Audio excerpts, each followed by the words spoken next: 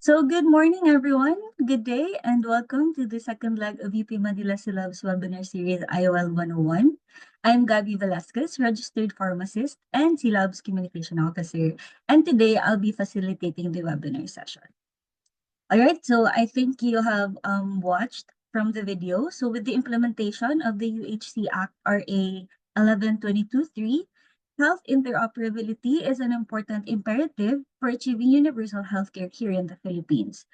So as a standards and interoperability lab here in the country, we envision achieving UHC through digital health capacity building, data portability, and appropriate use of health technology. That's why we're offering these webinar sessions that will dive deep into the foundations of not only digital health interoperability, but also we will be expecting insights from experts, not only locally, but also internationally, practical knowledge and real world case studies. All right.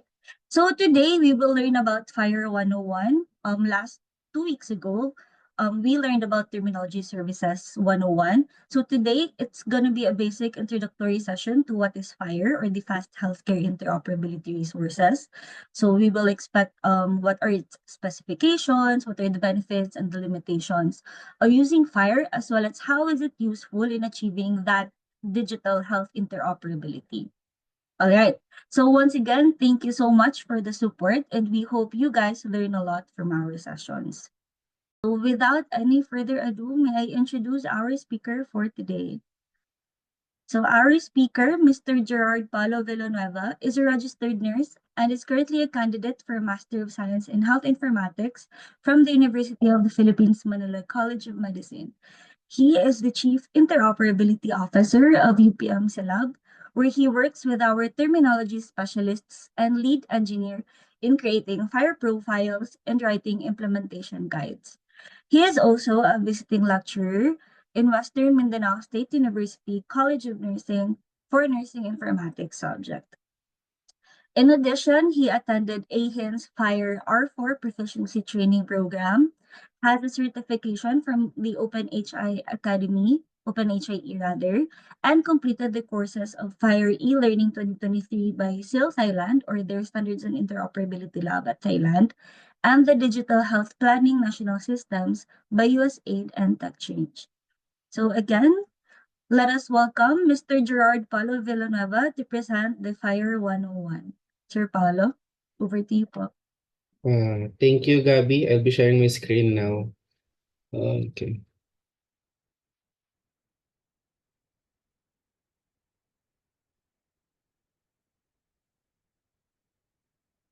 Share. Okay. I think everybody can see my screen now. Yes, Can Sir anyone Paulo, we can. confirm? Thank you. So before we start, again, just a reminder, our presentation is for internal use only. Please do not disseminate without the permission of UPMC Lab. And another disclaimer, HL7, fire, and the fire flame design that you will see on my presentation are the registered trademarks of Health Level 7 International, and their use does not constitute endorsement of HL7. And I'm here today, as mentioned by Ms. Gabby, to provide a brief introduction to HL7 fire. So let's start. So our topic will be categorized into four. So first, I'll provide a brief background about fire, about the history, what is fire, what is the fire manifesto, what is a connectathon, what is an implementation guide. Then we will dig deeper. We'll tackle the fire specification.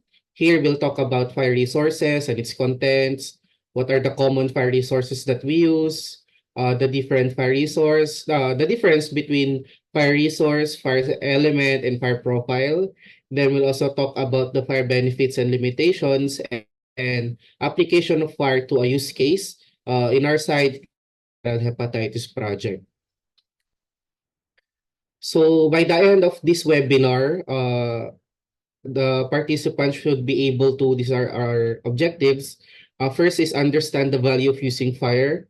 Then understand the origin and need for HL7 fire. then explore the structure and interoperability mechanisms of HL7 FAR, specifically the HL7 FAR specifications. Then we'll also tackle the benefits and limitations of HL7 FAR.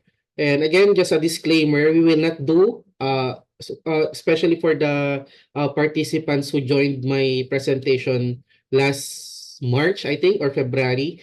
There will be no fire mapping demonstration today because it will take a lot of time doing that.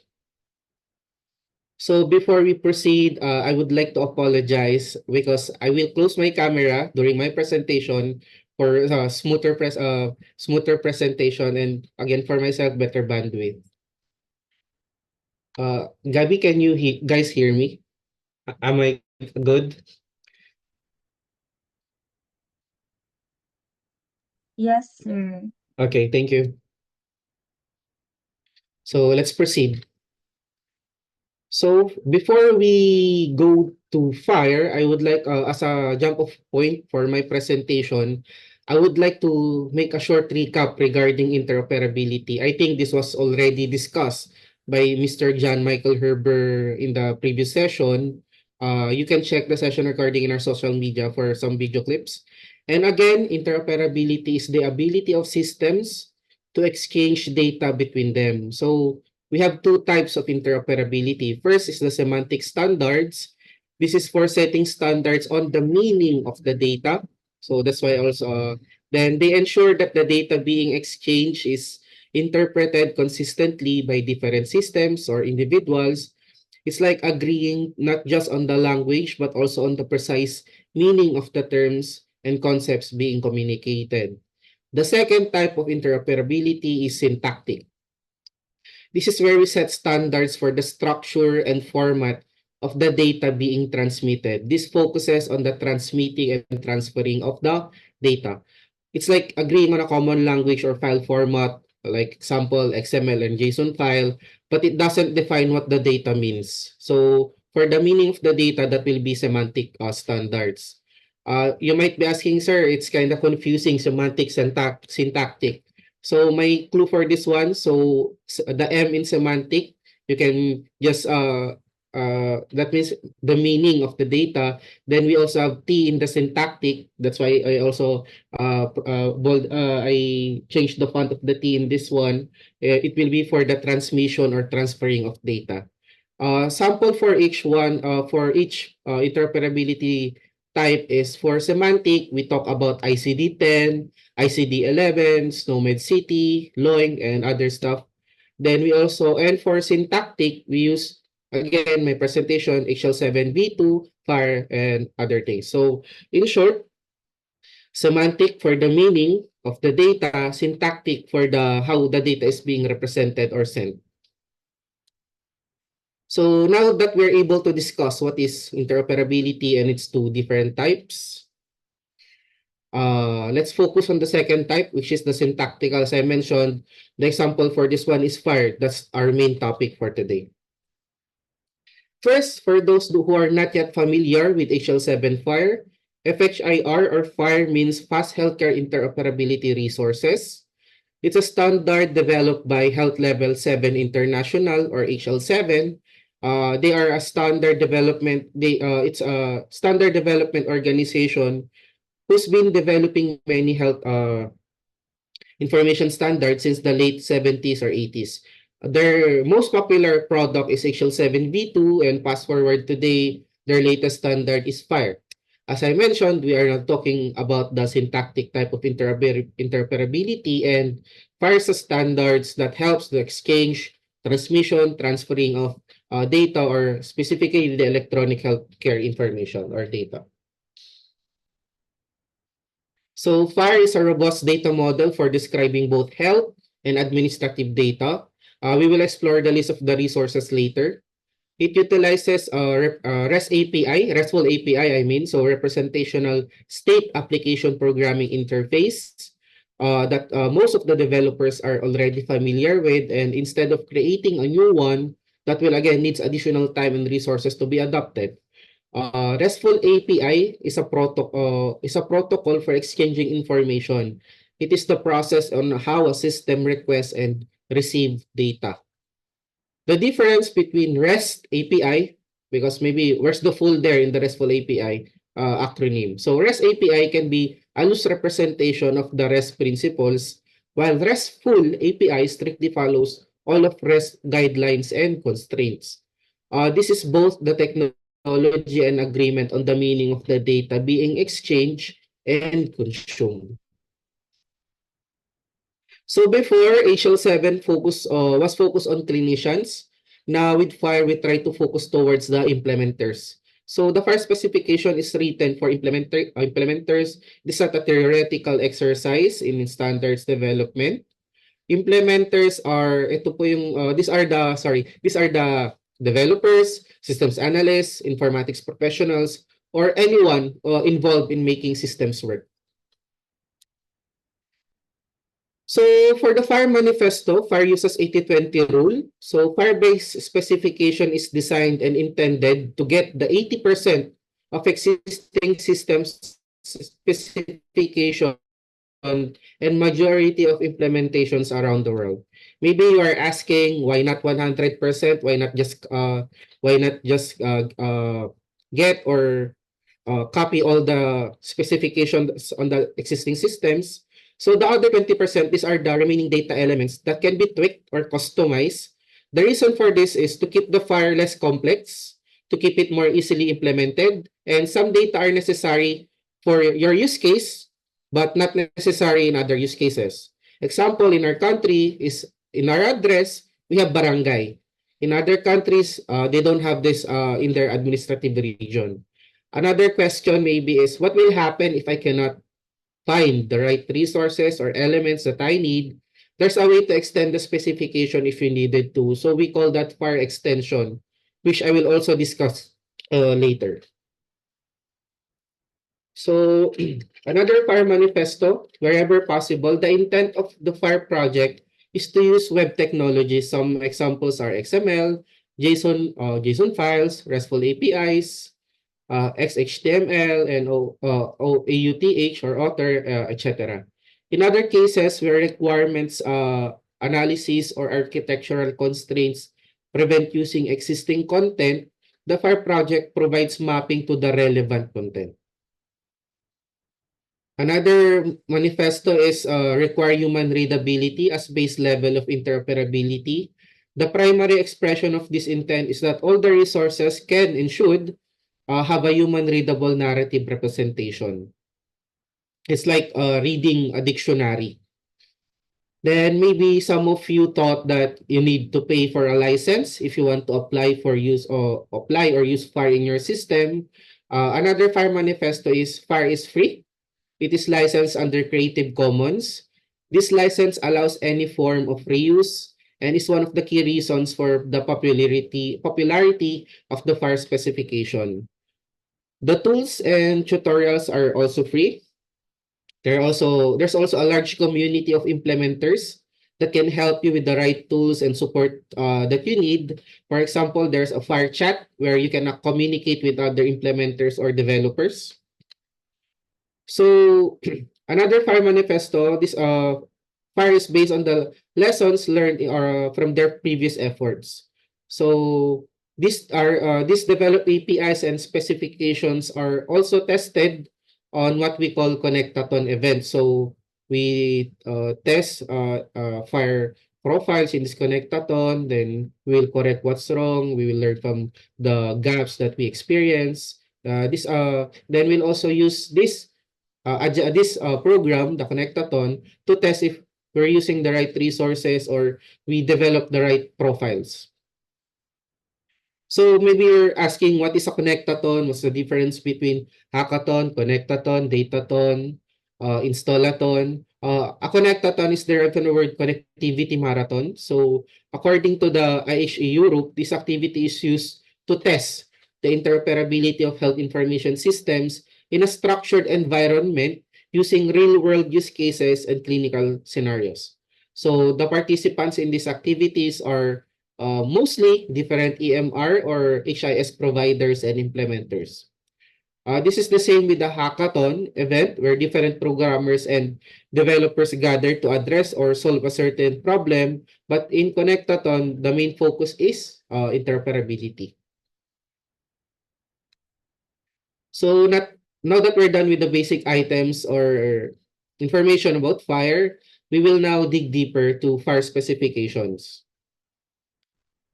FHIR resource, this is the main element in the FHIR standard. So FHIR resource is an entity with a defined identity that can be addressed and contains a collection of structured data elements as specified by its resource type definition. So FHIR resource have a defined meaning.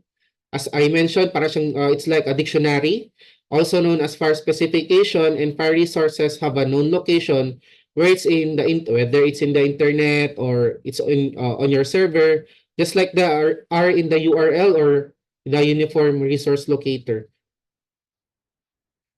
So right now in the R5, the version R5, there are currently 158 FHIR resources. From the previous one, I think that's 145. In our country, we are not for the UHC, for the implementation of UHC, we will not be using R5, we will be using R4. In FHIR specification, as you can see, you can filter the resources according to the category.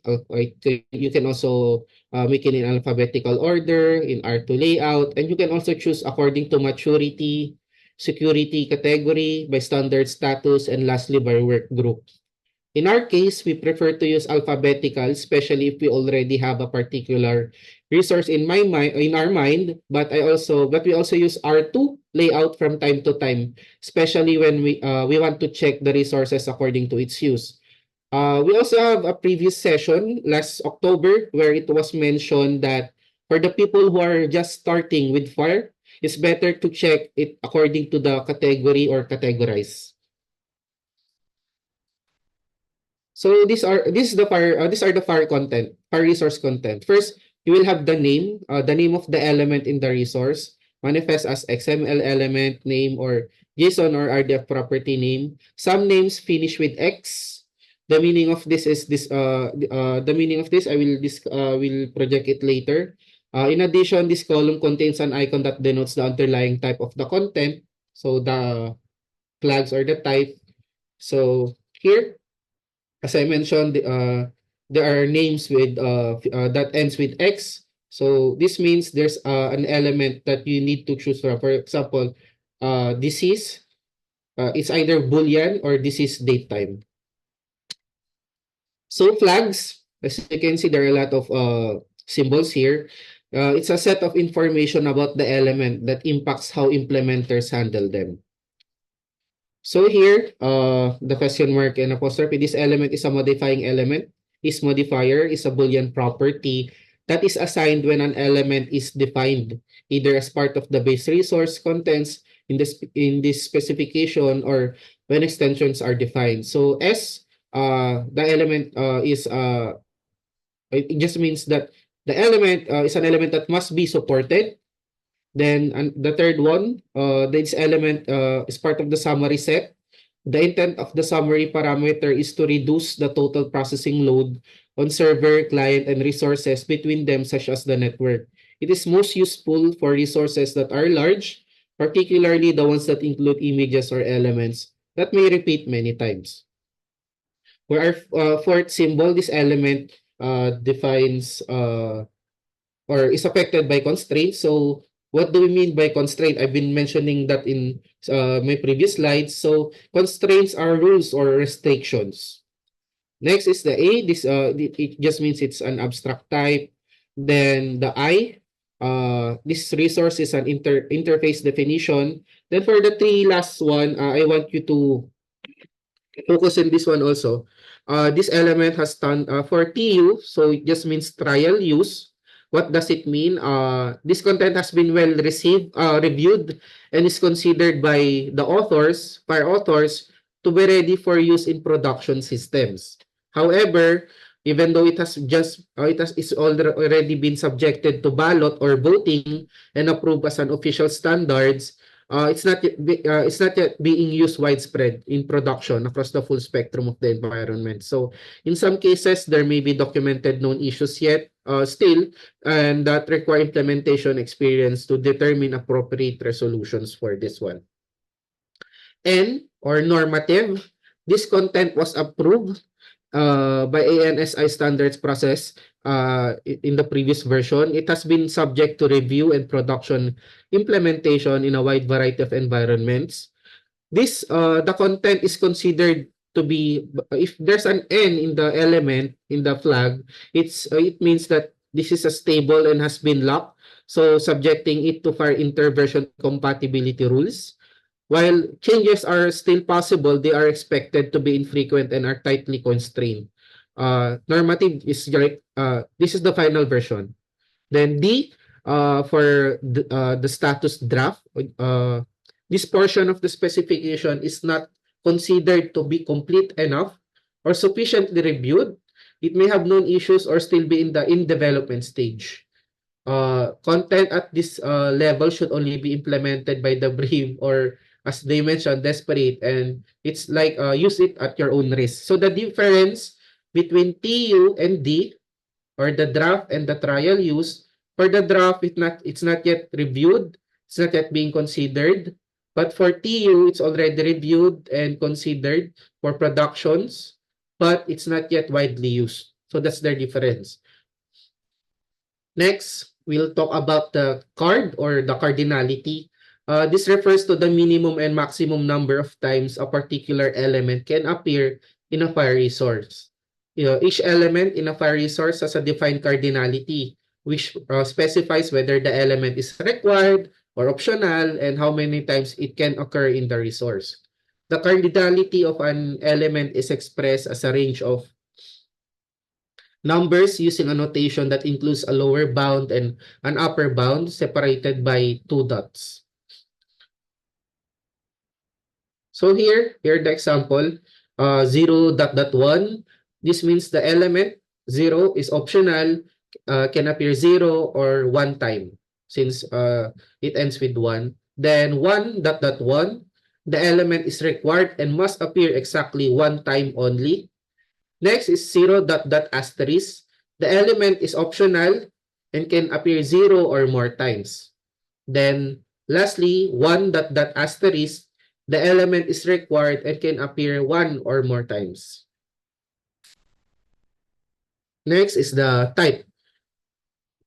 For fire data types, these are used to describe or define the elements and allow fire-based systems to process what the elements of the fire resources means or represents.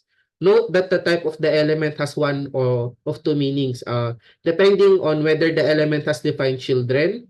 If the element has children, then the element has an anonymous type that specializes the given type. If the element has no children, then the element has properties and children has specified by the nominated type.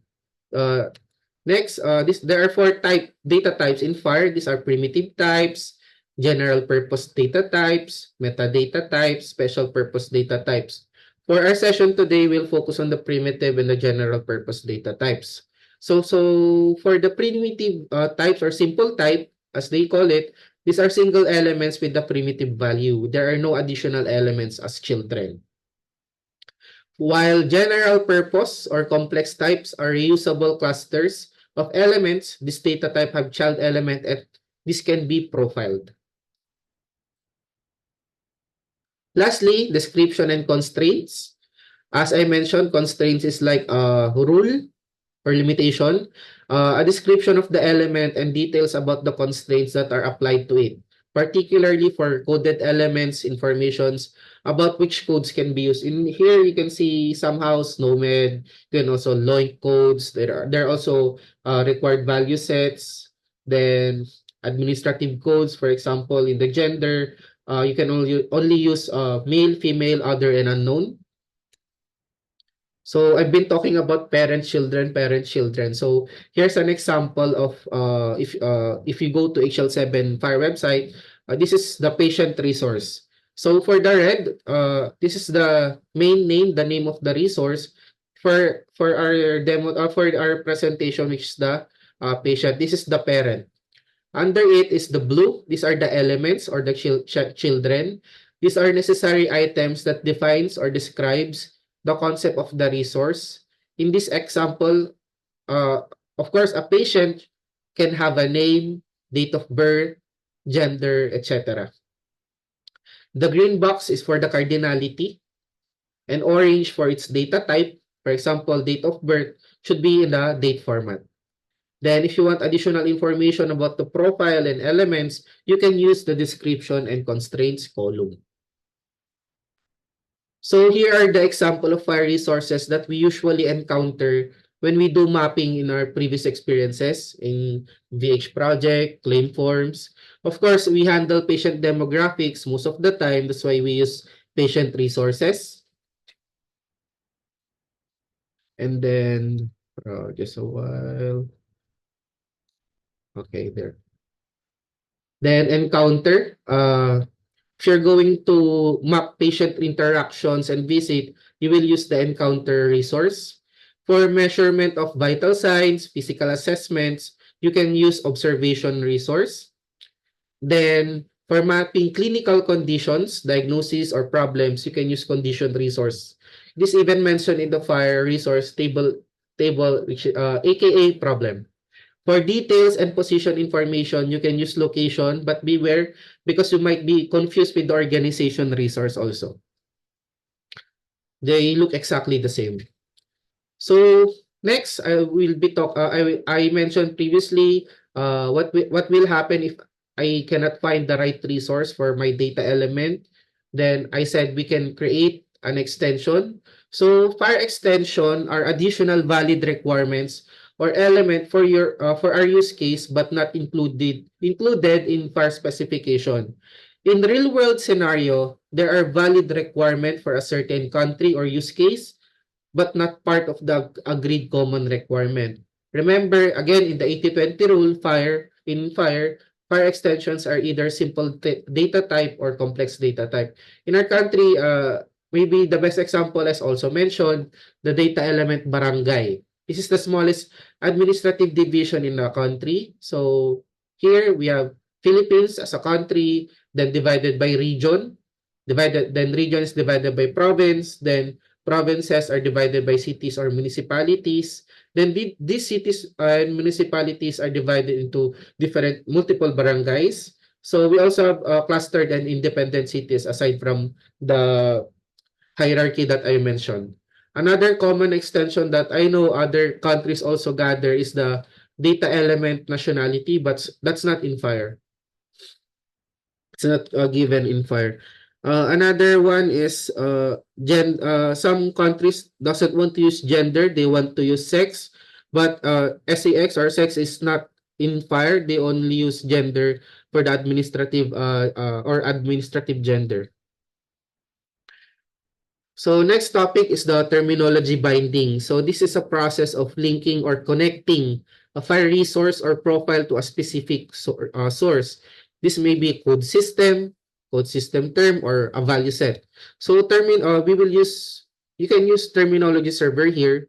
So what is a terminology server? A terminology server stores value sets and code systems that you can manipulate for a certain use case and are all stored in a FAR terminology server. That is accessible the same way we access FAR data. That means we can share the server to different implementations that can refer to it, accessing the value sets and terminology. We just had a terminology connected to last October. We used the Onto server on this one. So a value set is another topic. So a value set is composed of different codes from one or more code systems that you will be using to your use case, while code system refers to a standard code. For example, SNOMED, LOINC, and ICD-10 that I think again was mentioned by Sir Michael Herber last session. So again, just a clarification, you might be a little bit of confused right now. I previously mentioned file resource, file elements, then file profile. So what's the difference?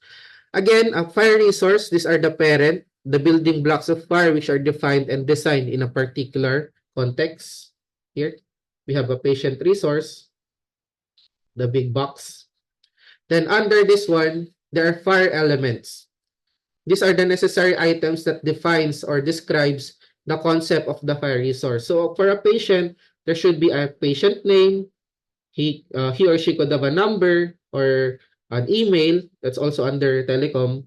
A patient can have a gender, a birth date, a photo, a contact, and contact. This one is for a contact person. Then a patient can also have a marital status and address. So these are all in the FAIR website. These elements define the parent resource.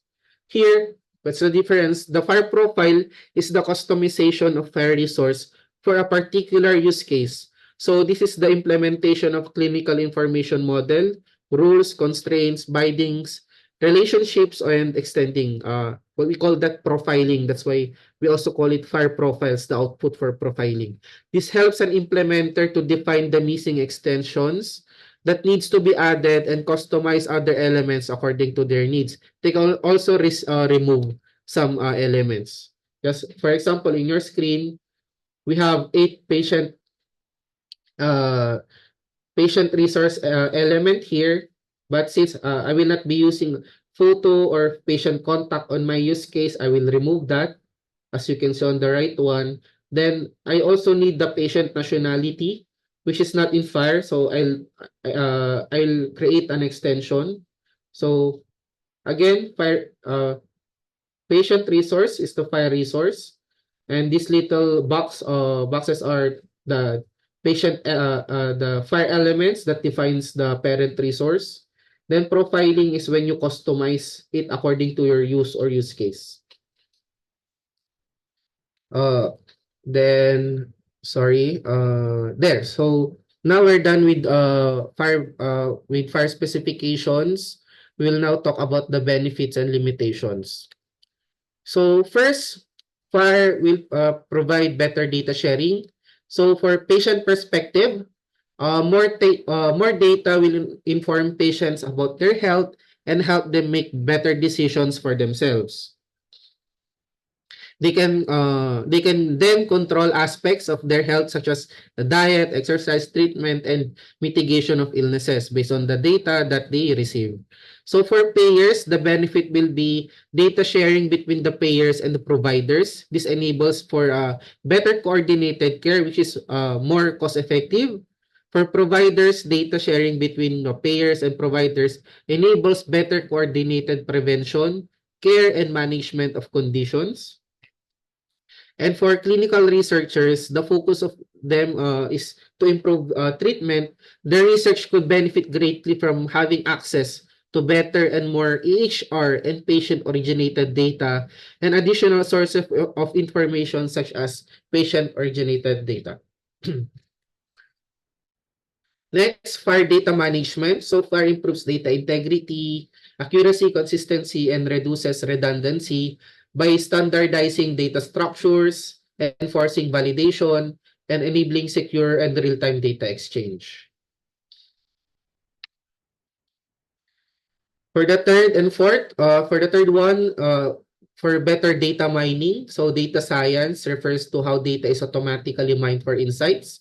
So FAIR provides standards for APIs and data and tells you how this data fits together consistently. So this standard format is fantastic for machine learning.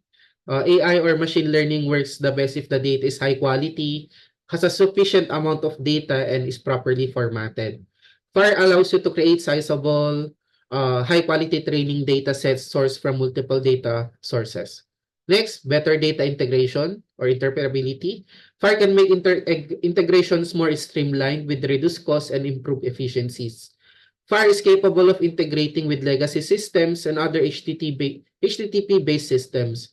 The standard APIs that FAIR provides can help simplify things. As with the data standard, FAIR APIs provide a common standard to target or to map any type of integration required by your organization. So, of course, there are benefits and there will also be limitations. Other benefits before I go to the limitations. So far has strong focus on implementation, fast and easy to implement. Many developers had simple interfaces working in a single day. Multiple implementation libraries with many examples to kickstart development. The specification is free for use, no restrictions. Interoperability is out of the box, so base resources can be used as is, but can also be adopted as needed to meet local requirements using profiling, extensions, and terminologies. Evolutionary development path from HL7 version to NCDA standards can coexist and leverage each other. Strong foundation in web standards, as I mentioned, XML, JSON, HTTP, etc. This also support RESTful architectures, seamless exchange of information using messages or documents, and service-based architectures.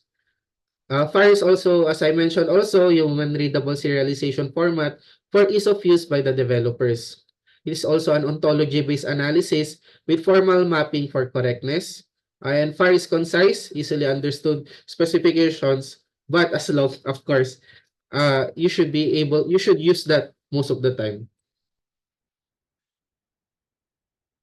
So now for limitations, of course, this is the main topic or the common questions to us. Privacy and consent. So that's the limitation. So privacy and consent management all resides in the systems and applications.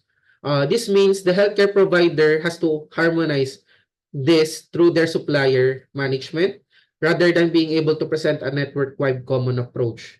For data encryption and access control, FIRE supports modern security protocols and connect such as OAuthor and OpenID Connect for authentication and authorization, ensuring that the data is accessed only by authorized users. Next, there's no central index. This lack of centralization leads to many point-to-point integration that are overall harder to maintain, though manageable at smaller scales. Maybe your eyebrows are tumataas na. So I will talk about that again later and what can we do about it. Lastly, FIRE does not address technological concerns such as system structure, system-to-system integration, security, and analytics. The standard was built to enable interoperability and not meant to address these technical considerations. That's why, aside from FIRE, in our case, in the country, we also need a health information exchange architecture and governance. Remember, FIRE is just a standard for data exchange. FIRE is not the EMR itself. FIRE is not the structure itself. So, in our country, we are guided by the OpenHIE architecture. For a brief background on OpenHIE architecture, this is an open, interoperable framework designed to support the exchange of healthcare data across diverse systems in low-resource settings. It provides a modular, scalable approach to integrate various health information systems such as EHR, laboratory systems, registries, and to improve data sharing, decision-making, and patient source. So somehow the FIRE is in between this one. It will be the linkage. Now, we will now go to our last topic, the application of FIRE to viral hepatitis project. In this section, I would like to briefly share what we did in one of our projects and how we applied FIRE. So from a public health or planning perspective, there are important indicators in the cascade of care. So these are the number of people diagnosed with hepatitis B or C, the number of people who started treatment, and the number of people who were treated and achieved cure for viral suppression. On the heels of the global response to viral hepatitis, the Department of Health issued DOH Administrative Order or AO 2017-0011 in 2017, which set out the policies on the control of viral hepatitis under the National HIV/AIDS and STI Prevention and Control Program. So one of the provisions is for a robust research and information system, which includes the harmonization of databases and surveillance systems related to viral hepatitis. However, there are gaps in achieving full interoperability. In our case, there are multiple EMR providers, each with different programming languages and architectures. The data encoded by these different EMR providers may be different names but mean the same. Conversely, the data may look alike but mean different things. So the development of a data dictionary is an important step in resolving this issue. Our project set out to address this issue. Our goal was to have standardized data for hepatitis program by creating a shared data dictionary for viral hepatitis. So our objectives: to obtain expert consensus on the terminologies related to viral hepatitis, to create the data dictionary, to populate a data terminology service with a data dictionary, to map EMR terms to the terminology service, and to collect the data from EMRs to a monitoring dashboard. So we also set out to support the hepatitis program through e-health initiatives in the form of CBT or computer-based training and telementoring. Here's a photo of our team. In our project, we also applied WHO SMART guidelines. For our session today, I'll just discuss this briefly because this will take a lot of time and it is just like OpenHIE, it's another big topic. So in L1, we use the National Viral Hepatitis Surveillance Initiative as our narrative guidelines. In L2, we consume the operational guidelines and case report and care form elements. We map the different data elements from these forms to different terminology standards, SNOMED, ICD-10, 11, LOINC, and we also map this to FHIR. Our output is a spreadsheet that contains the data elements and terminology and FHIR mapping. Using the spreadsheet, we proceeded in creating the machine-readable recommendation. So we submitted this spreadsheet to our development team where they were able to produce FHIR profiles and draft an implementation guide for our project.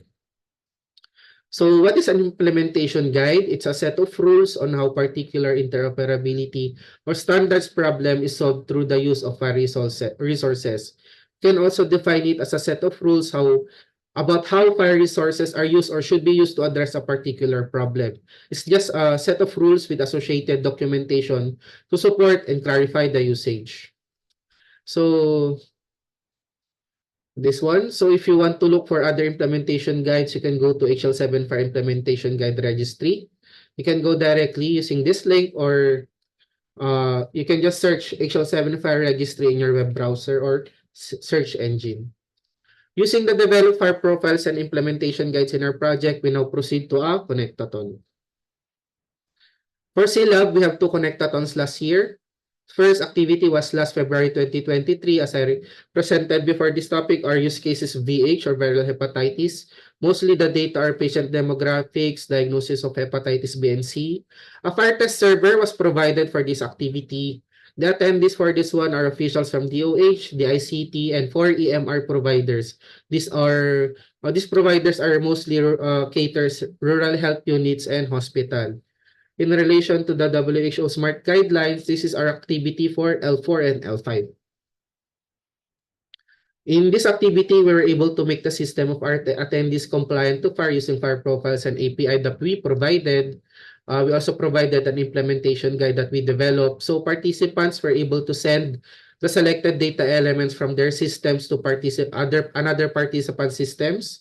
They were able to retrieve the data and project the data to their own system, of course. For L5, we developed a mock dashboard and we were able to project the data input from the different EMRs. I think that will be my last slide. And before we end, I would like to share what you learned in CLab since we started using FHIR. First is there are still a lot of more to learn, especially that FHIR is still growing and expanding.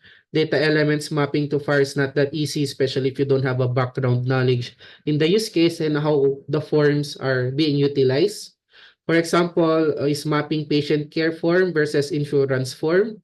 I'm a nurse by profession. That's why I understand. That's why understanding patient care form is easier than the insurance form. Lastly, as mentioned before, a colleague from SIL Thailand, FHIR is just like an iceberg. There's a lot of more to learn than what we can see right now. So what I presented actually is just a little part of the tip of the iceberg. So there. Back to you, Gabby. Thank you. Thank you so much, Sir Paulo. So, yes, we've learned about the brief background on HL7 Fire, its value, the Fire Manifesto, as well as the 80-20 rule, and the different resource content specifications like cardinality. So, today I learned about yung mga 1 is to 0, mga asterisks like that, and the parent-child resources and others. So, now, wait, let me just share back my screen. And yeah. So the floor is now open for questions from the audience. So again, you may use the raise hand function. You can type in your questions at the chat box, or you can use the Q&A button if you want to ask anonymously. So here we have a question from Sir Thomas Nicole Reyes, and I think this was answered already by Doc Eloy, but I would just like to read. So, is Fire Resources capable of row-level security implementation, or is it system-based integration? And Dr. Eloy responded with, it is a default. The default is system-based, but implementers can add more security features such as attributed-based encryption. So some proprietary solutions may have row-level security. Sir Paulo or anyone from UPMC Lab team, from our technical team, maybe you would want to add something to this? On my part, I have the same answer with Doc Eloy regarding Keycloak. Hmm. Okay. Thank you so much, Sir Paulo. So another question here we have from the Q&A button. So what is stopping R5 implementation in the country?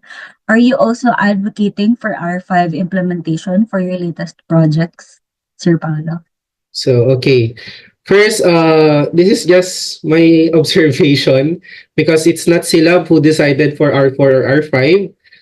When PhilHealth and DOH decided to use R4, if I'm not wrong, R5 is not yet available that time.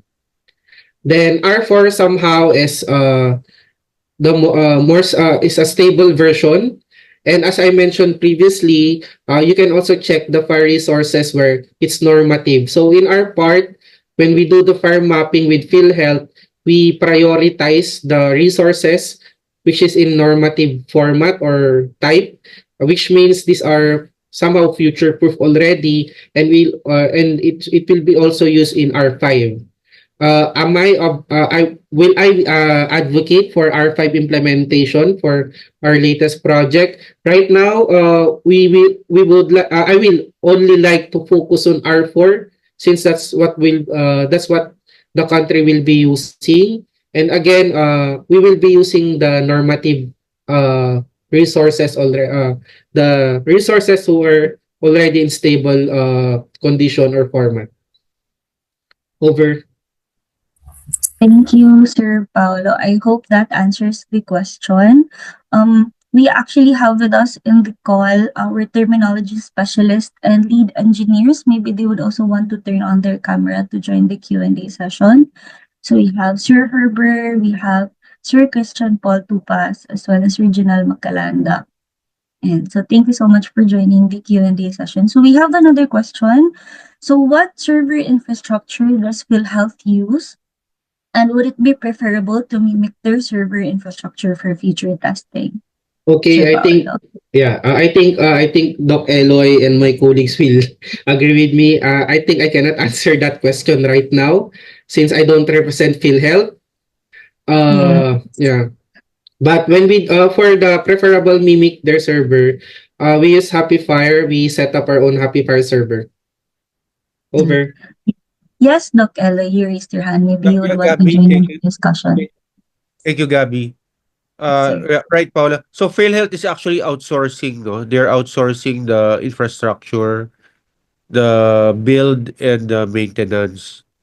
So we'll have to wait until that process is done. But you can already use the test environment of Silab, no? We were setting up a fire lab where you can test your profiles, your value sets. So stand by for that. There will be another webinar on that, how to do that on a deep dive. But for the PhilHealth infrastructure, we're not part of PhilHealth, so we're just teaching them and training them and giving them external international resources. We'll have to wait for their the result of the bidding process, and then we will know where their endpoint will be. Over. Thank you, Gabby. Thank you so much, Doc Eloy, for adding substance to the question. So, yes, and we hope you're able to answer the question. So, are there any other questions from the group? Maybe one or two more questions before we end this session. Going once, going twice.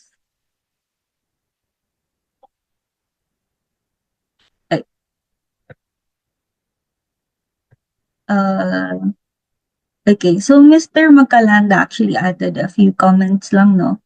So he expresses his agreement to Sir Paulo for the opting to use resources with normative maturity levels. I think this is in reference to the R5 question. So the beauty of Fire is that you can, if preferred, can run multiple Fire build versions in one implementation. And so for our non-technical people in the audience, maybe you have other questions?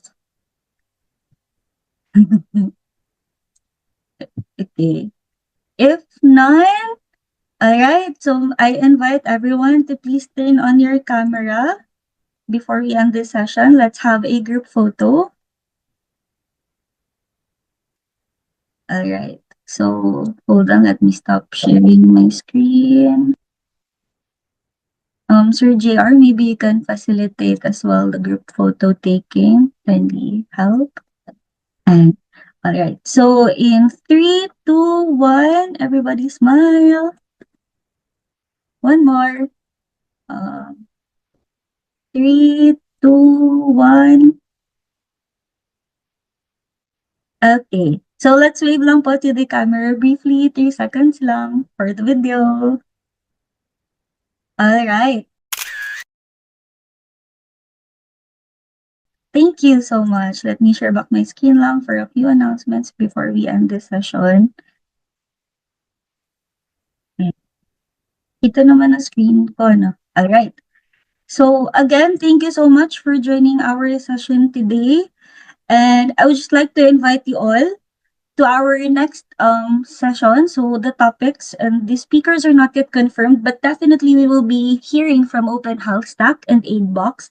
So Open Health Stack or the Google OHS, they provide building blocks for creating next generation healthcare apps with open source components that make it easier to adopt HL7 Fire standards, while the AidBox from the Health Samurai is a Fire server, which is a data-driven platform that helps you build interoperable, secure, and fast healthcare applications with Fire resources. So I hope you guys tuned in to our social media accounts and websites for updates regarding this upcoming webinar topics. And again, on your screen is the hashtag webinar Slack channel. So feel free to install the app, join the channel, and connect to one another and reach out and continue the discussion if you have further questions regarding the session.